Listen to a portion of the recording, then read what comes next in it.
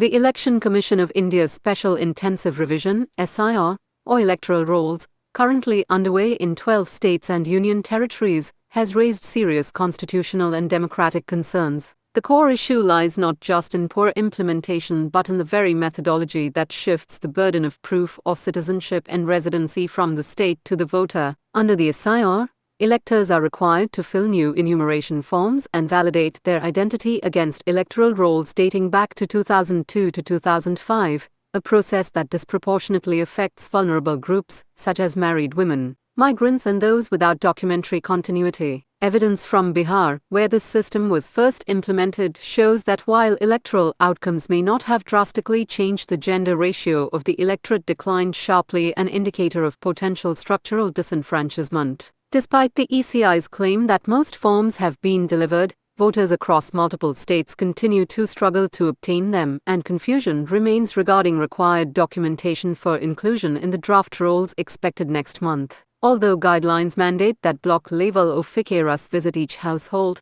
in practice this requirement appears largely unfulfilled, leaving many citizens to fend for themselves. Historically, Indian courts, including the Guwahati High Court in Dr. Manmohan Singh, 1999, have held that an ordinary resident is one who habitually lives in a place with the intention to remain, and such residency is presumed unless reasonably contested. The SIR reverses this long-standing presumption by forcing every voter, even long-time electors, to prove their legitimacy anew. The Supreme Court, while hearing challenges related to Bihar, focused more on procedural lapses and placed responsibility on political parties and volunteers rather than questioning the constitutionality of the methodology itself. Persistent inaccuracies in revised rolls further indicate that overburdened BLOs are unable to correct errors adequately. At a time when technology-driven deduplication and traditional door-to-door verification could have strengthened universal franchise, the ECI has instead prioritized a purification mindset. As the SIR expands nationwide,